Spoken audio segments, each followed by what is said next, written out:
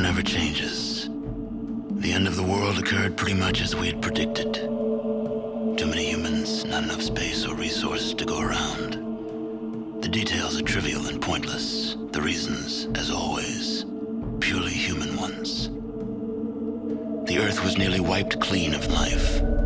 A great cleansing, an atomic spark struck by human hands, quickly raged out of control. Spears of nuclear fire rained from the skies. Continents were swallowed in flames and fell beneath the boiling oceans. Humanity was almost extinguished, their spirits becoming part of the background radiation that blanketed the Earth. A quiet darkness fell across the planet, lasting many years. Few survived the devastation. Some had been fortunate enough to reach safety, taking shelter in great underground vaults. When the great darkness passed, these vaults opened, and their inhabitants emerged to begin their lives again. One of the northern tribes claims they are descended from one such vault. They hold that their founder and ancestor, one known as the Vault Dweller, once saved the world from a great evil. According to their legend, this evil arose in the far south. It corrupted all it touched, twisting men inside, turning them into beasts.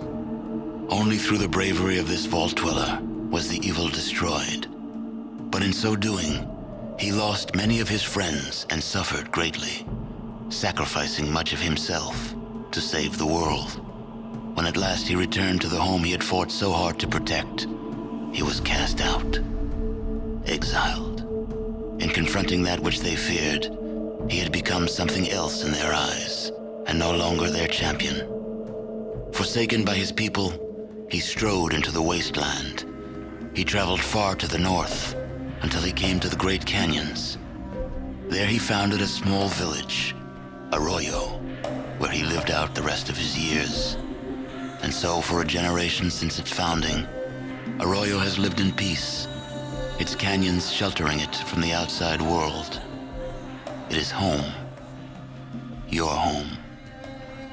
But the scars left by the war have not yet healed, and the Earth has not forgotten.